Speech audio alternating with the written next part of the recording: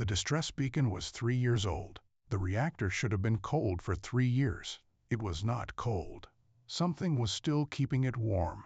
Salvage Captain Ian Kareth read the thermal return 4 times before she trusted her own instruments. A Kellen-class frigate this size carried a fusion core rated for a controlled 90-day burn without maintenance. After that, decay. After decay, silence. The math was not opinion. It was the reason the ossuary run had come at all, because dead ships were her trade, and dead ships did not radiate 140 degrees of stubborn heat into the black 3 years after their crew stopped answering. She pulled the vessel's file. Terran frigate Antares, complement of 41, last confirmed transmission 1,140-something days prior, the exact figure buried under a corruption flag she did not yet understand.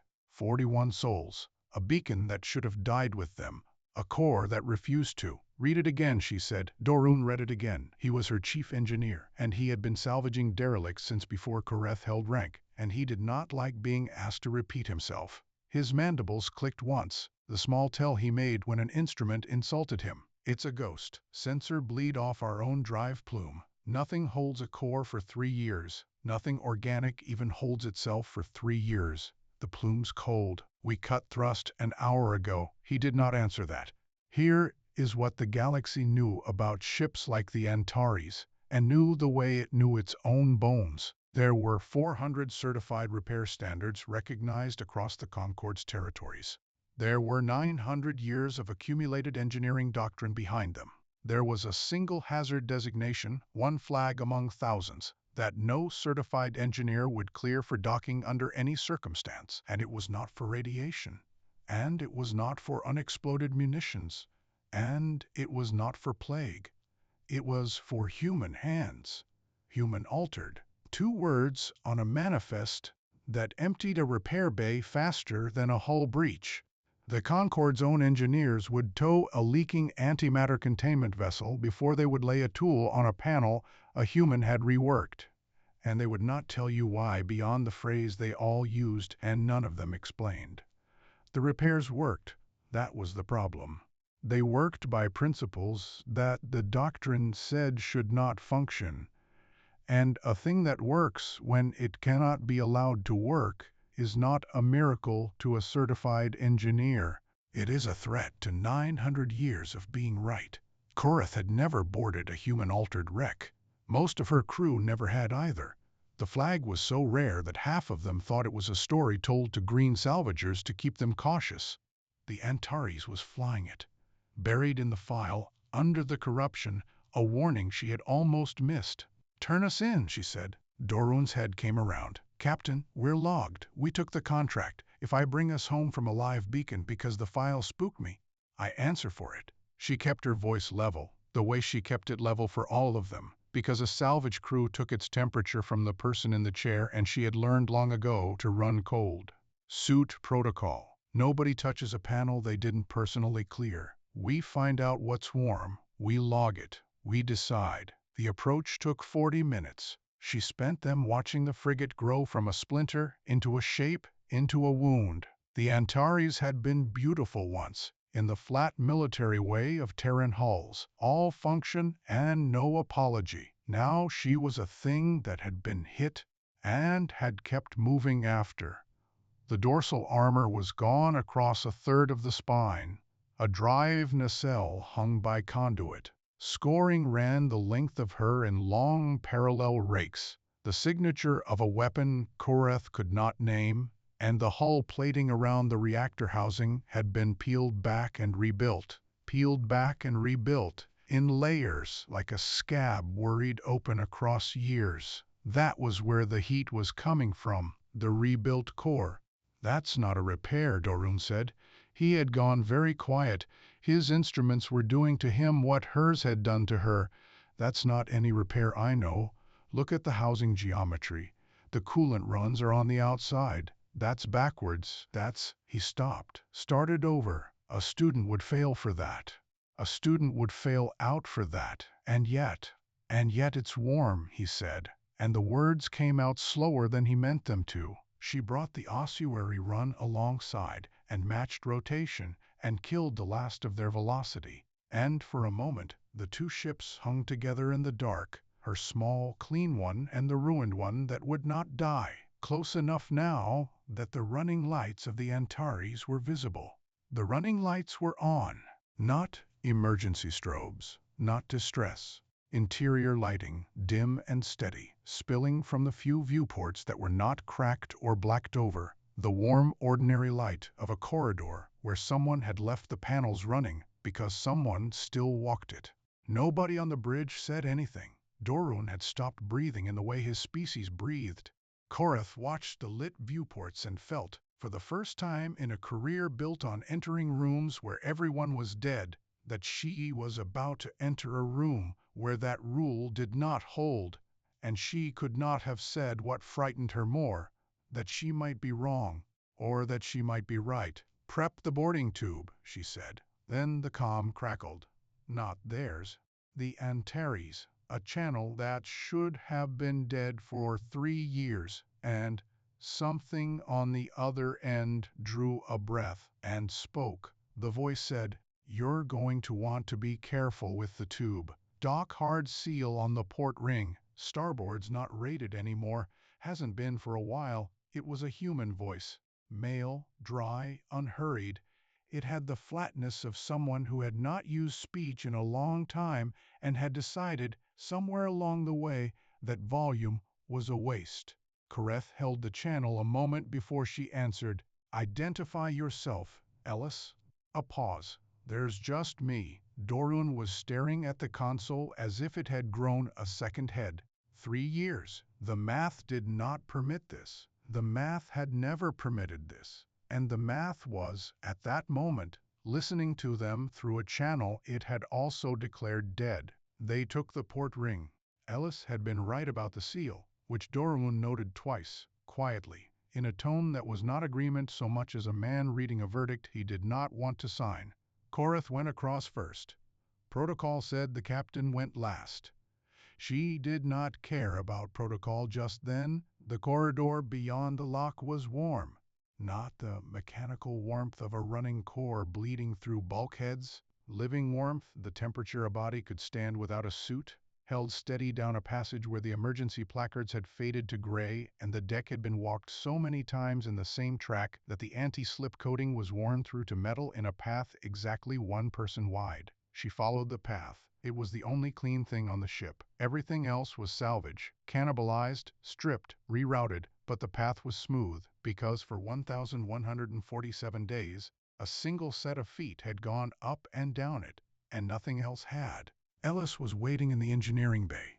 She had boarded 400 derelicts. She had prepared herself for a corpse. She had not prepared herself for this. For a man so thin, the light seemed to pass through the edges of him, cheekbones like tooling, a beard grown out and hacked back with something that was not scissors, eyes that moved over her and Dorun, and the 2 others behind them, and did not widen, did not narrow, did the thing that unsettled her most of all, which was nothing. "You're veiled here," he said. "Good reach." "I could use the reach. You've been alone," Korath said. "Yeah, 3 years, about that." He was already turning back to the core housing, as if they were a delivery, as if the first faces he had seen in 3 years were a shipment of parts he had been expecting. "The number 3 coupling's about to walk. I've been babysitting it for 11 days.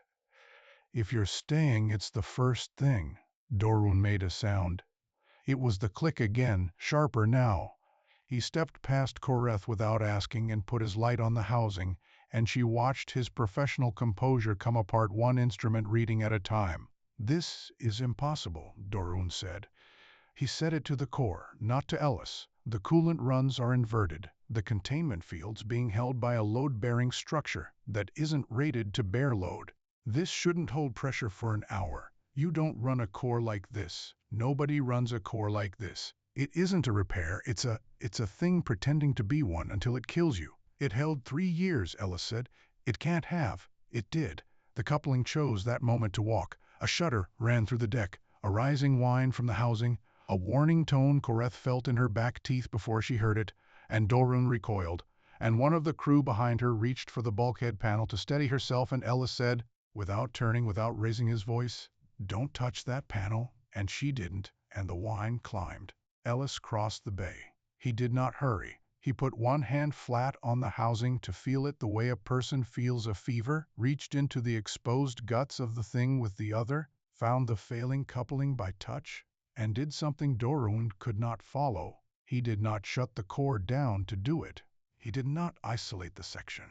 He reseated a live coupling under load, by hand, using a seating angle that every certification in Concord space would have failed him for, that Dorun would have failed him for, and the wine dropped, and the shutter stopped, and the warning tone died, and the core went back to its steady, impossible warmth, as if nothing had asked it not to. The bay was silent. Dorun stared at the housing, then at Ellis's hands, then at nothing at all, which was where a certified engineer looked when 900 years of doctrine finished quietly falling out from under him. "That's not how that works," Dorun said. "It came out small." "It's how it works here," Ellis said, and wiped his hand on his trousers, "and it was not a boast. It was a man stating the weather." Koreth found her voice. "How many times," he looked at her, "how many times have you done that? Held it, fixed it?" Ellis considered the question as if it had never occurred to him to count, which, she would understand later, was exactly true. He walked to a panel by the bay door, one he clearly did touch, and woke a maintenance log that scrolled and did not stop scrolling. Entries stacked on entries, each one dated, each one a fix that should have ended him. The handwriting of the annotations degrading down the years from a soldier's block print to a shaking scrawl. 1147, he said. Nobody spoke. The number sat in the warm air of ship that should have been a tomb. And Koreth, looking at the log, at the beacon indicator still burning green in the corner of the panel after all of it, asked the question that would take her the rest of the mission to answer, the one Ellis went still at, the first thing that had reached him since they came aboard. "Then who?" she said. "Are you still calling?" Ellis did not answer the question. He looked at the green indicator as though he had forgotten it was there, and then he looked away from it, and the not answering was its own kind of answer. The kind Koreth filed and did not press. Because a man who kept a warship warm for 3 years did not go quiet on accident. "Later," he said.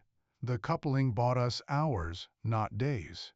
If you're staying, there's work." She let him have the deflection, for now. The comm in her ear opened before she could decide what came next. It was oversight, the directorate relay, the voice of a species and a bureaucracy that had been listening to her mission feed from 4 jumps away and had heard everything the boarding party heard. "Ossuary Run, this is salvage oversight. Confirm you have a live human aboard a human-altered hull." "Confirmed," Koreth said. "Then you will confirm receipt of a standing order." Oversight was a Gelt, and Gelt did not raise their voices, and this one did not need to. Hazard designation supersedes salvage contract. The Antares is to be logged, evacuated of any surviving personnel, and scuttled. You are not to catalog its systems. You are not to document its repairs. You are certainly not to attempt to operate them. The vessel is a Class 9 engineering hazard, and it comes home as slag, or it does not come home. Dorun had gone still beside the core. Ellis, across the bay, had heard it too, through the open channel, and his expression did the thing it did, which was nothing, which Koreth was beginning to understand was not calm but conservation. A man who had learned that reactions cost fuel he did not have. "On what basis?" Koreth said. "On the basis of 160 years of casualty data." The Gelt recited it the way its kind recited everything, flatly, as scripture. 41 certified salvage crews lost to human-altered systems in the last century. Reactor cascades, coupling failures under inspection load, panels that discharge lethal potential when touched by anyone who did not build them. "Your own crew woman nearly triggered one an hour ago. We have the feed. Do you dispute it?" She did not.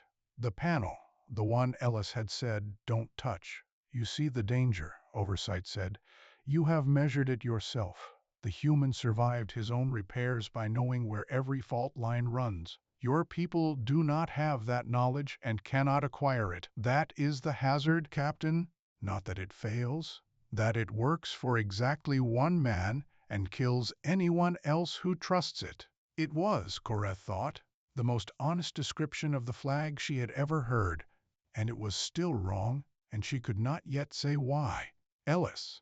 She turned from the comm. The panel, the one you told her not to touch. What's behind it? Ellis crossed to it. He did not open it with his hands. He reached beside it, found a lead he had spliced into the wall 3 years ago, grounded it against a bracket, waited a 3 count, and only then lifted the panel free, and Koreth watched Dorun realize that the sequence had been a discharge procedure, deliberate, repeatable, a thing that could be taught, and that the only reason it looked like death to a certified engineer was that no certified engineer had been shown the first step. Behind the panel was the fuel, not a tank, a manifold, hand-built, feeding the core from a dozen scavenged lines, and Koreth followed them with her light to where they terminated, and understood one by one what a man burns when the burning cannot stop. The reserve deuterium, gone in the first months. After that, the maneuvering propellant, cracked and refined by a process scratched into the bulkhead beside it in that same degrading hand. After that, the munitions binder, the volatile paste from the warhead stores, 41 warheads worth of a substance that was never meant to be a fuel and became one, because the alternative was cold. After that, the ship herself, deck by deck, non-essential systems fed into essential ones, a frigate slowly eating its own body to keep its heart lit. You asked how it works, Ellis said. He was not talking to Koreth. He was talking to Dorun, who had followed the fuel lines with his light and arrived at the same terminus and had nothing left to click about. It doesn't run on what your book says a core runs on. It runs on what's left. Every time something's left, you feed it that, and you rebuild the intake to take it, and you don't ask whether the manual allows it because the manual assumed you had a supply chain. I didn't. So the physics changed to fit what I had instead of me waiting for what the physics wanted. The physics doesn't change, Dorun said, but it was not a correction anymore. It was a man holding the last thing he owned. No, Ellis agreed. It doesn't. It was always able to do this. Your people just decided a long time ago that it shouldn't, and stopped writing down that it could. Oversight's voice cut back in, and it had heard all of that too. You are documenting the systems. I ordered you not to document the systems. I'm looking at them, Koreth said. You'll have to invent a flag for that. The order stands, Captain. Scuttle the vessel. You have your instructions and you have your career, and I would remind you which one is easier to replace. The channel closed. Koreth stood in the warm bay, between an engineer who no longer trusted his training and a human who had rewritten the rules of survival on a bulkhead in a failing hand, holding an order to destroy the only proof that either thing was possible. She looked at the log still scrolling on its panel. 1,147 entries, each one dated, each one a night he had chosen not to be slag. And she found she had already decided, somewhere back at the fuel manifold, that she was not going to be the one who finished what 3 years of the dark had failed to do. Dorun, she said, start copying the log, all of it. He looked at her, career in one hand, the impossible in the other. Then, before he could answer, the Antares did something no dead ship does. Deep in the copied wreck of her, a system Ellis had not touched, had not fed, had walled off, and left for dead years ago, woke up on its own, and began, slowly, to draw power. Ellis was already moving toward the sound before the rest of them registered it. He did not walk like a starving man then. He walked like one who had rehearsed this exact failure in his sleep for 3 years, and had prayed it would never come while he was too weak to answer it. "That's the sensor mast," he said. "That's not supposed to have power. I killed that in the first year." "You killed it," Dorun repeated, following. "Then what's drawing?" "Nothing draws on a dead bus." Ellis reached the aft junction and put his hand flat against it, reading the fever again. "Unless the bus isn't dead, unless something's calling it." Koreth felt the shape of it before she had the words. A dead ship that would not go cold, a beacon 3 years old, still green, and now a system waking itself, reaching for power, reaching outward. She had spent the last hour learning that nothing on the Antares happened by accident, and she was not about to start believing in accidents now. They found the review board waiting when the ossuary run limped a towed section of the frigate back to Kessel Station 6 days later, because Oversight had not only sent an order, it had convened a hearing, and a hearing meant Koreth answered to more than one voice now. There were 9 of them. Directorate officers, 2 Concord observers, a station adjudicator, arranged in a curved gallery above a docking bay they had commandeered for the purpose, and below them, on the bay floor under hard light, the salvaged section of the Antares sat like a defendant. Koreth stood beside it. Ellis stood beside her, cleaned up, fed for 6 days, which had done almost nothing. A man could not undo 3 years in 6 days, and the board looked at him the way you look at a thing that should not be standing. The adjudicator read the charge, which was not a charge, which was a demand. The vessel is designated human altered. Standing protocol requires its destruction. Captain Koreth has petitioned for exception. The board will hear the basis for exception, and if it finds none, the vessel will be scuttled at the conclusion of these proceedings. Captain, you brought a hazard home instead of destroying it in the field. Justify that or watch us correct it. The vessel is proof, Koreth said, of survival that your data says is impossible. You can't correct a thing by deleting the evidence it happened. We can, and we routinely do, said one of the Concord observers, and did not seem to notice she had said the quiet part. The adjudicator raised a hand. Then demonstrate.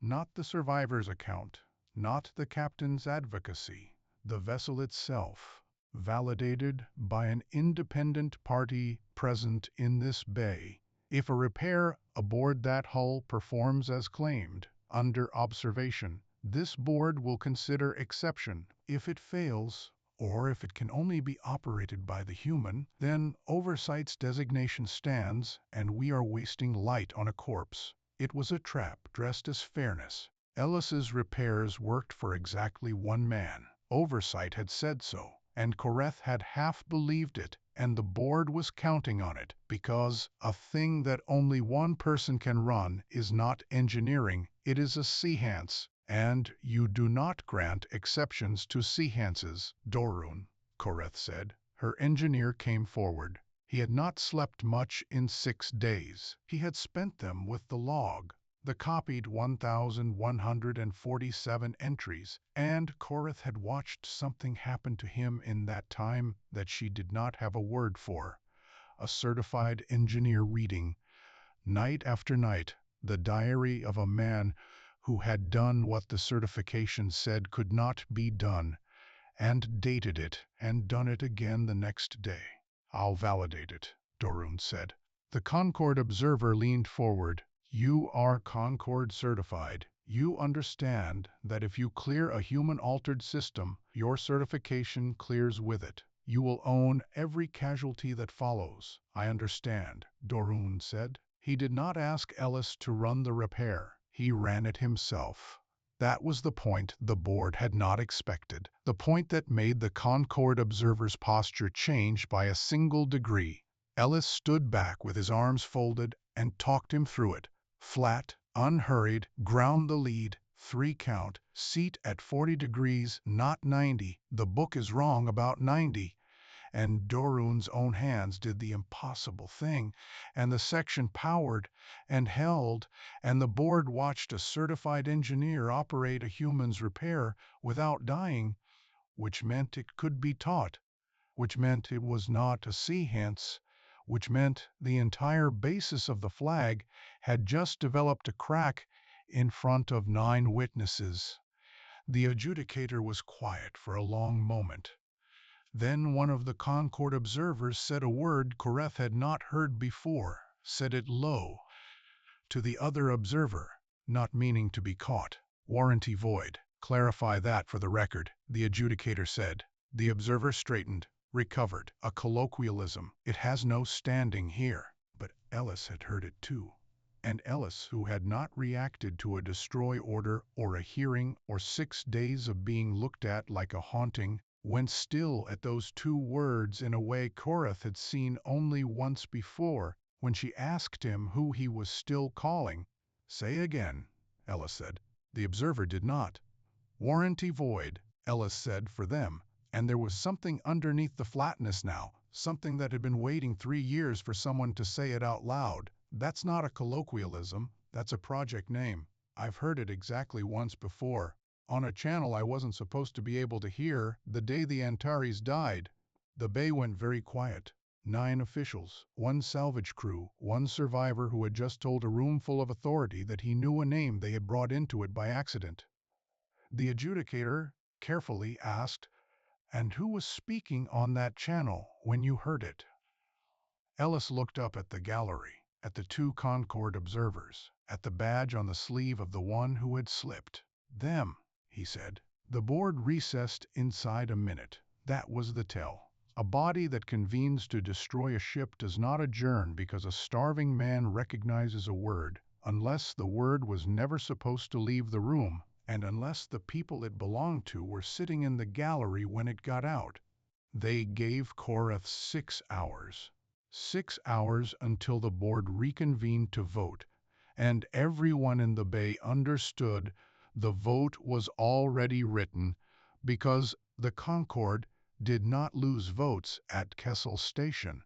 The Concorde funded Kessel Station, and a survivor's recognition of a project name was not evidence. It was an inconvenience that would be voted into slag along with the ship that carried it. Koreth spent the 6 hours the way Ellis had taught her without meaning to. She fed the problem what was left. The log, she told Dorun. You've been in it 6 days. Is there anything in it that isn't a repair? It's all repairs. No, read it again. She heard her own voice do the thing Ellis's did, the flatness that was not calm. A man alone for 3 years doesn't only write down couplings. Read the margins. Read the days he had time. Dorun read it again. The vote reconvened 5 hours and 40 minutes later, and the Concorde envoy was there in person now, which the observers had not been. Sulthine came robed in the guild certification gray, and Sulthine did not sit in the gallery. Sulthine stood on the bay floor, level with Ellis, which was meant as menace, and which Koreth found almost funny, because she had watched this human stand level with the reactor that wanted to kill him, and a guild envoy was not going to move the needle on a face that had run out of reactions to spend. I will keep this brief, Sulthine said, because the matter is simple, and the board's time is expensive. The human survived. Remarkable. Nobody disputes it. But survival is not a standard. This vessel cannot be certified because its repairs cannot be repeated, not reliably, not at scale, not by any 2 engineers arriving at the same result from the same manual. Your engineer performed 1 operation under supervision. 1.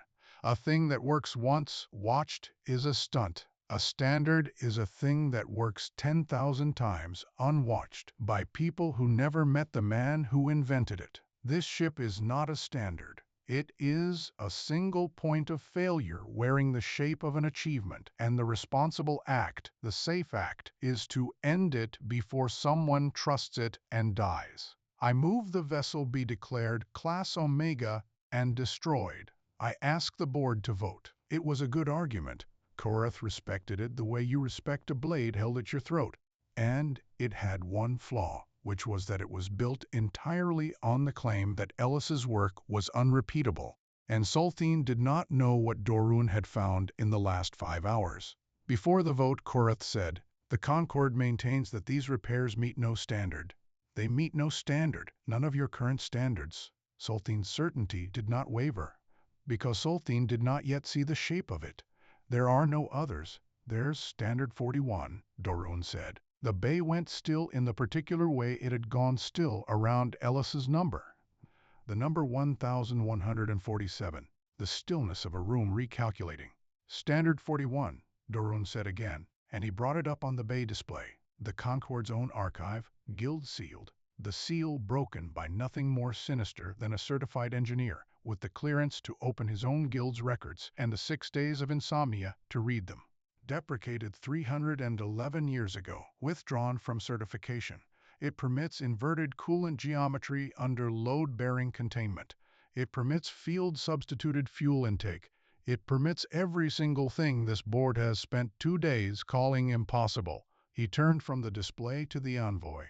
"Ellis didn't break your physics. He rebuilt a standard your guild deleted. And I've now performed one of these repairs myself, from the deprecated procedure. And it held, which makes it repeatable, which makes your one objection, the only objection you brought, false." Solthine said nothing. Solthine's silence was not Ellis's silence. Ellis went quiet to conserve. Solthine went quiet because a door had just been opened that the guild had bricked over 3 centuries ago and had counted on staying bricked. "Why," Korath said softly into that silence, "would a guild delete a standard that works?" Solthine recovered enough to answer, and the answer was the practiced one, the one that had held for 300 years. "Standards are deprecated for safety. A standard that keeps a man alive for 3 years, deleted for safety." "The vote," Solthine said. "I call the vote." The adjudicator, who had watched a certified engineer break his own guild seal to defend a hazard, looked at the gallery and looked at the ship, and did a thing that funded stations do not do to the Concorde. The adjudicator hesitated. "The board will delay the vote 6 hours, the adjudicator said, "pending review of Standard 41 and the circumstances of its deprecation." Solthine's robes did not so much as rustle, but the envoy looked for one unguarded moment at Ellis, not at Korath, not at Dorun, not at the board that had just slipped the guild's leash. At Ellis, the survivor, the one who had heard Warranty Void on a channel 3 years ago and lived to say it in a hearing. And Ellis looked back with the expression that was not calm, that was conservation, that was a man who had kept something warm for 3 years precisely so that he would still be here on the day he could use it, and said nothing at all. 6 hours. Korath took Dorun and the copied log and the deprecated standard back to the ossuary run, because the log was still decrypting. The corrupted final entries, the ones behind the flag that had almost made her turn for home, the last days of a crew of 41, and the decrypt had been crawling for 6 days and was, by the ship's estimate, 4 hours from finished. It finished in 3. The last entries opened all at once, the corruption flag falling away like a seal breaking, and Korath read them in the order Ellis had written them, and the story she had been assembling for 6 days turned out to be the wrong story entirely. She had thought the Antares died in battle, and Ellis survived the dying. That was the shape of it. A warship raked by a weapon nobody could name, 40 souls lost, 1 man left to hold the wreck. It was a survival story, and she had been reading it as a survival story. And the last entries told her she had been reading a man's private account of a war he was still fighting, alone, for 3 years, that nobody knew was still being fought. The Antares had not been ambushed by raiders. The Antares had found them. The frigate had been running a picket on the Cethron evacuation corridor, 40,000 civilians moving out of a collapsing colony sphere along a single narrow lane, and the Antares, one frigate, the only warship the sector could spare, standing watch on the lane while the transports crawled through. And into that lane had come a raider clan the size of a small fleet, and the Antares had done the math a warship does, which was that it could not win, and had also done the math a picket does, which was that it did not have to win. It had to look alive. 40,000 civilians survive not because their guardian is strong, but because their guardian's guardian appears on every scope the enemy owns to be a functioning warship that will make the corridor cost more than it is worth. The Antares had fought until it could not fight, and then Ellis's captain, dying, had given the last order in the log, and Kareth read it 3 times. Keep her warm, keep her reading live. Do not let them see a dead ship. As long as this hull runs hot on their scopes, they hold. The moment it goes cold, they come through, and the lane is full of people. Keep her warm, Ellis. That's the whole job now. Keep her warm. The crew had died over the following days. Kareth understood now why the beacon had run for 3 years and never once called for rescue. Because Ellis had never turned it on to be found. He had turned it on, and kept it on, and rebuilt a reactor 40 times over to keep it on, so that the Antares would read to any scope watching from the dark as a living warship still holding the lane. A decoy, a scarecrow built from a real ship, and one real man standing in a field to keep the crows off 40,000 people who never knew his name, who had made it out 3 years ago and gone on with their lives believing a squadron had covered them, when it had been one starving human feeding a dead frigate its own body, 1 deck at a time, so that its heart would keep reading hot. He had not survived the Antares. He had become the last of its crew still on duty, and he had never known if it worked. The log said so. In the shaking hand of the 2nd year, no way to confirm the lane cleared, no comms, no way to know if they made it. Only thing I can do is keep her warm and assume they did, because if they didn't, then none of this, and if they did, then all of it. And either way, the job's the same. 3 years of holding a post for people whose survival he could not verify, on the chance that his refusal to go cold was the only thing standing between them and the dark. That was the horror. Kareth had come aboard braced for a genius, and a genius she could have understood.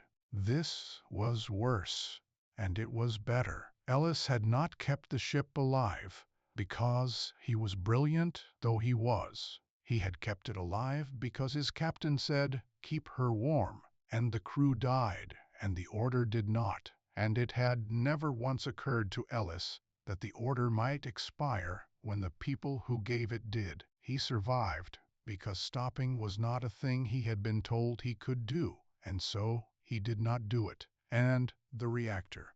Kareth went back to the reactor entries with the story finally in the right order and saw the second reveal waiting behind the first. Standard 41, deprecated 311 years ago. Ellis had not stumbled onto it. The Antares had run a variant of it in her original core design, a Terran design, human-built, using a principle the Concorde had certified out of existence 3 centuries back because humans had never stopped using the standard the Guild deleted. The Concorde had not deprecated 41 for safety. The Concorde had deprecated it because a reactor that runs on what's left does not need the Concorde. It does not need certified fuel, certified parts, a certified supply chain, a guild. It needs a person who refuses to wait for permission from the physics. The flag on human ships was never a warning. It was a quarantine. Because if the galaxy learned that a starving man could keep a warship's heart lit for 3 years on scavenged binder and stubbornness, then 900 years of the Concorde being the only thing standing between a ship and the cold became a lie. And the lie was worth more than 40,000 Sethron lives, and a great deal more than one human's. Warranty void. Kareth understood it now. Not a colloquialism. The project name for the thing the Concorde did to human engineering. Void the warranty. Flag the hull. Ensure no certified crew would ever board a human repair long enough to learn it could be taught. She sat with it. The scarecrow in the corridor. The order that outlived the crew, the standard the guild buried and the human dug back up with his hands. Then the ossuary run scope chimed, the long-range one, the one that watched the dark while she read. And Kareth looked up at a contact bearing in on the corridor the Antares had died to hold, a contact reading as a small fleet, running the old Raider clan's transponder ghosts, 3 years late and coming back to a lane they had finally stopped believing was defended. Because 6 days ago, for the first time in 3 years, the Antares had gone cold. They had towed a section. They had powered down the core to move it. The scarecrow had come out of the field, and something in the dark had noticed the crows were unguarded. The directorate officer arrived before Kareth could raise the board, which told her the officer had been on his way already, which told her the Concorde had made a call the moment the vote was delayed. He came down to the bay floor, in the dark blue of the Interstellar Safety Directorate, with a data slate, and the particular calm of a man who has never in his life been the one in danger. "Warden Eskand," he said, "Hazard Enforcement. I'm here to close this out." "There's a Raider fleet inbound on the Sethran corridor," Kareth said, reading 40 years of the same clan's transponder ghosts. "They're coming back because the Antares went dark 6 days ago. That ship going cold is the thing that's about to get a lot of people killed, and it went cold because your board towed it. That's the emergency, not the flag." Escan did not look up from his slate. "The corridor is a separate matter under separate jurisdiction. I'm here about the vessel. The vessel is human-altered, the board deadlocked, and a deadlocked board defaults to standing protocol, which is destruction. I don't require the vote, Captain. I require the hull. You're going to scuttle the one thing that can hold that lane. I'm going to enforce policy." He said it without heat. That was the worst of it, Kareth thought. There was no cruelty in him, no Concorde agenda, nothing she could argue against. Only a man doing precisely his job and unable to see past the edge of it. Policy exists so that individuals don't make exceptions under pressure. You're under pressure. You want to make an exception. That is exactly the circumstance the policy is written for. I'm not moved by the corridor because I'm not permitted to be. The hull is a hazard. The hazard comes down. Then test it, Dorun said. Eskand looked up. "You want to prove it's a hazard? Test it. Put the core under load. Real load, controlled, in dock, with the whole board watching. If it fails, you've proven your case and you scuttle it with a clear record. If it holds..." Dorun's mandibles clicked once. "If it holds, you've got a problem your policy doesn't cover, and you'll have to actually think." It was a gamble, and Kareth knew why Dorun made it. Eskand could not refuse a test that might prove him right. And Eskand, being a fair man inside the box he could not see out of, agreed. They ran it in the dock, and it went wrong in the way Kareth should have seen coming, because the person running the load-up was not Ellis. Dorun ran it. Dorun, who had performed one repair from the deprecated standard and read the log for 6 days and believed now that he understood the ship. And under real load, a coupling on the number 2 bus began to walk. The same failure Ellis had reseated by hand on the first day. And Dorun did the thing his certification had trained into his bones over the human's method he had only borrowed. He reached to isolate the section and reseat it properly, at 90 degrees, by the book, the correct angle, the safe angle, and the core did not want the correct angle. The core had been rebuilt for 3 years around Ellis's 40-degree seat, and the physics that lived on this ship was not the physics in Dorun's hands.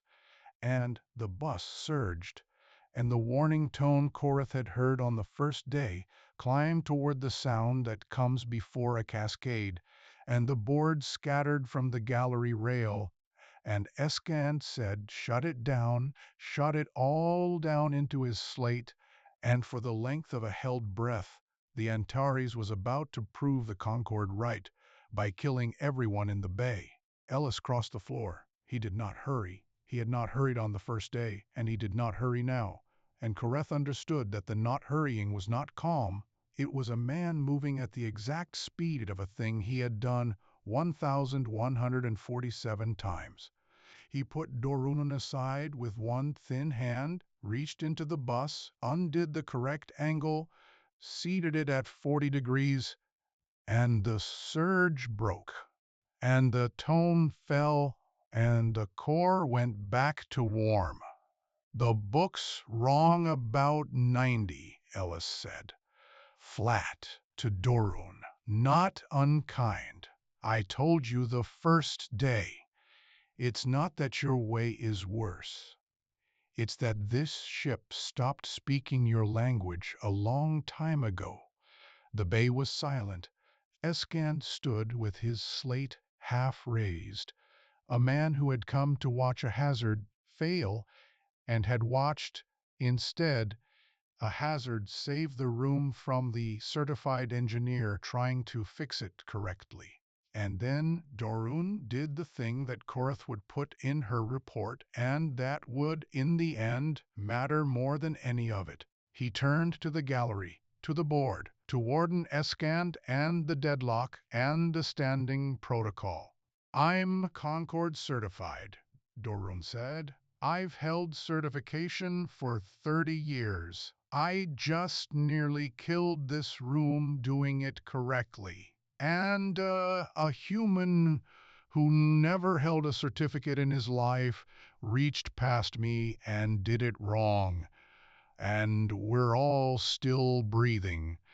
He set his tools down on the deck, which, for a certified engineer, is not nothing, which is a kind of testimony. I'll put that on the record under my seal. The safe repair was the one that almost cascaded. The hazard is the man who's kept it from cascading for 3 years. Your policy has them backwards, Warden, and I'll say so to anyone who asks, for as long as anyone asks. Eskand lowered his slate. He was a fair man in a box, and Dorun had just handed him something the box did not have a rule for, a certified witness, under seal, testifying that the flag was inverted.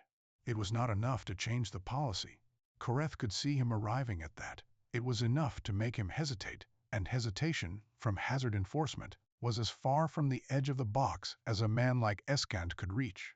But hesitation costs time, and time was the one thing the corridor did not have, because while Warden Eskand stood in a docking bay recalculating 3 centuries of policy, the raider fleet crossed the outer marker of the Sethron lane and began, unopposed, to move in on a corridor that no longer had anything standing in it, and the only ship in the sector that had ever made them turn back was sitting in dock, cold, on trial, with a warden's hand on its throat. The scope on the Ossuary run stopped being an abstraction and became a countdown. Koreth patched it to the bay display and let the board watch it themselves. The Raider clan, 40 transponder ghosts, spreading into a formation she recognized from the Antares log, because Ellis had logged this exact formation 3 years ago, the last thing his captain saw. They were not raiding yet.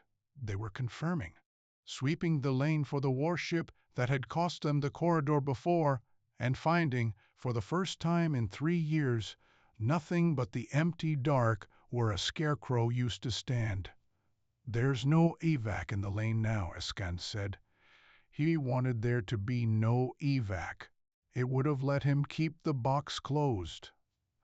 "There's a relay station," Koreth said. "Sethron, 900 crew, and a colony sphere 8 hours behind it that these ghosts will reach by tomorrow if nothing turns them." The Antares held this lane once for 40,000 people who never knew. The lane's still here.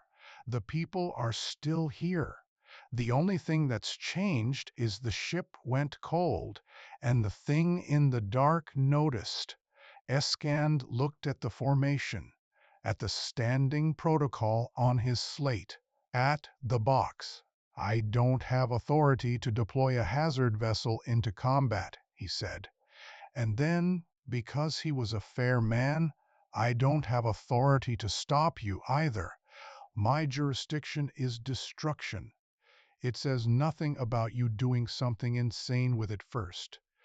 It was the most a warden could give. Koreth took it. The plan was Ellis's, in the sense that Ellis had already run it once, over 3 years, and had never stopped running it. They would not fight the fleet. One frigate section and one salvage tender did not fight a clan. They would do what the Antares had done on the day it died. They would make the lane read as defended. They would run the Antares hot, full military signature, a living warship on every scope in the dark, and they would make the raiders do the math. A raider does. That a corridor with a warship in it cost more than a corridor is worth. "It won't hold long," Ellis said in the bay to the crew who would run it, and it was the most words Koreth had heard from him at once. "Signature's a bluff. They'll test it. First they'll paint us and see if we flinch. Then they'll poke a probe, a single pass, see if the warship shoots back like a warship. If we sell both, they leave. If we sell one and fumble the other, they come through and there's nothing behind us." He looked at Dorun. "And to sell it, the core runs at a load it hasn't seen since the day the crew died. 40 degrees. The book's angle kills us tonight. You understand now why I kept telling you I understand," Dorun said. And this time, it was not the small voice. It was an engineer who had put his hands on the truth and stopped arguing with it. They ran the Antares hot. It was the largest thing the ship had done in 3 years, and it was the slowest thing Koreth had ever lived through. Ellis at the core, hand flat on the housing, reading the fever, feeling the walk before the instruments called it, because instruments called a coupling 10 seconds before it went, and a hand that had felt 1,147 of them called it a minute out. And that minute was the whole difference between a warship and a wreck. Dorun beside him now, not fighting the ship's language, speaking it, seating at 40 degrees, feeding the core what was left, because there was almost nothing left, the last reserves, the last cannibalized systems. One starving frigate asked one final time to look alive. The raiders painted them. The signature held. On the scope, the formation slowed. Then the probe, a single raider, breaking off, running the lane straight at them to see if the warship shot back like a warship. And here was the thing the bluff could not fake, because a decoy that will not fire is a decoy. And Koreth had a salvage tender and a frigate section and no weapons the Antares had not already spent. She had nothing to fire, except the Antares had a weapon left, and it was the same one it had always been. Ellis pushed the core past the load, past the number in the log, past what 40 degrees was supposed to survive, and the frigate's dead spinal array, the mount for the weapon that raked the hull 3 years ago, empty, drained, useless. Ellis dumped the overload into it, and it did not fire. It could not fire, but it charged, and a spinal weapon charging reads on every scope in the dark as a warship about to shoot, and the probe, one raider staring down the throat of a capital mount spooling to fire, did the math a single raider does when a warship it thought was dead lights up its main gun. It broke off, and a formation that watches its probe run from a lit spinal array does the math a fleet does. The ghosts held, then they turned. Then, over the next 4 hours, slowly, the way something large and patient decides a meal is not worth the wound, they pulled back off the Sethron lane and went looking for a corridor that did not have a warship in it, and there were, that night, no others in the sector they knew of, so they left the sector entirely. The lane cleared. The relay lived. The colony sphere behind it never knew. And the Antares went cold. Not the managed cold Ellis had fought for 3 years. The real one, the last of everything spent, the core guttering down through warm to cool to the temperature of the dark around it, the running lights in the corridor dimming and going out one viewport at a time, a ship finally, 3 years late, allowed to finish dying now that the job was done. Ellis stayed at the housing until the last of the heat left it. He put his hand flat against the cooling metal, the way you feel a fever break, the way you feel a body go still. He did not gloat. He did not speak. He stood a moment with his palm on the dead core of the ship he had kept alive with his own body for 1,147 days. And then he took his hand away and turned and said the only thing he said at the end of it. "Oh," Ellis said, "she can rest now." Korath logged the time the Antares went cold. 3 years, 1 month, and 11 days after it should have. The station gave Ellis a room with a window, which was the first thing in 3 years he had not had to keep warm himself. Korath visited him twice in the weeks that followed, and both times found him at the window, watching traffic move through Kessel's dock rings, ships coming and going on certified fuel and certified parts, and the quiet assurance that someone else would keep them running. He did not eat much faster than before. Some things a body learns and does not unlearn on a schedule. But the eyes had changed. They had somewhere to rest now. The board did not reconvene to vote on the Antares. There was nothing left to vote on. The ship had died the way it chose to, doing the thing it was built for. And you do not scuttle a hull that has already gone cold on its own terms. What the board reconvened for, instead, was Standard 41, and that was a longer proceeding, and Korath was called to it, and Dorun was called to it, and Dorun came under his own seal, and said again, on the record, at length, what he had said in the bay. That the safe repair had nearly cascaded, that the hazard had held for 3 years, that a guild does not deprecate a working standard for safety, and that he had read the deprecation file, and that the word in the margin of the original withdrawal order, 311 years old, was not danger. It was dependency, as in a standard that lets a ship run on what's left creates no dependency on the guild that certifies what's supposed to go in.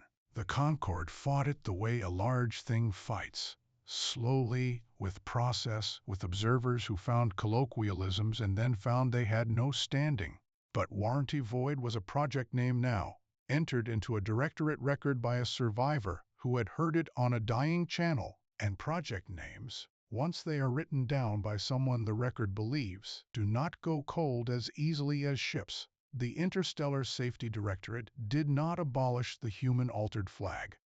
Bureaucracies do not turn that fast, and Korath had stopped expecting the galaxy to move at the speed of what was true.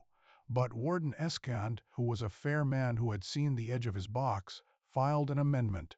The flag would no longer mean destroy on contact. It would mean do not operate without the standard. And attached to the amendment, entered as reference material, was a deprecated procedure 3 centuries buried and 1,147 maintenance entries in a hand that shook worse toward the end, now the most studied engineering log in Concord space, taught to certified crews who would never meet the man who wrote it and would seat their couplings at 40 degrees because he had proven the book wrong about 90. The Sethran corridor got a real picket after that. 2 frigates, certified, resupplied on a schedule, standing the watch the Antares had stood alone. The relay station never learned how close it had come. The colony sphere behind it grew by a district that year, and named none of its streets for anyone, because it did not know there was anyone to name them for. And Korath decided that was correct, that a scarecrow does not want the field to know its name, that the whole point of the job was for the people in the lane to go on believing they had been covered by a squadron, and never once by one starving man who could not confirm they had made it and held the post anyway, on the chance that they had. She saw Ellis a last time before the ossuary run took its next contract. He was still at the window. She asked him, because she had wondered it since the first day, whether he had ever thought about stopping, turning the core off, letting the ship go cold in year 1, year 2, lying down in the quiet and being done. Ellis thought about it the way he thought about the coupling count, as if the question contained an assumption he had never held. The order was keep her warm, he said. Nobody sent an order that changed it, that was all. Not courage, the way the reports would later render it. Not genius, though the log was genius. Just a man who had been told to do a thing, and whose captain had died before telling him he could stop, and who had never once considered that the order might have died with the mouth that gave it. He survived because stopping was not on the list of things he had been cleared to do. Korath had come aboard braced for a hero, and found instead the plainest thing in the galaxy. A person who did the job because the job was the job. And it was the plainest thing that had held the lane. She filed the salvage report on the 6th day out from Kessel. It ran long. Salvage reports do.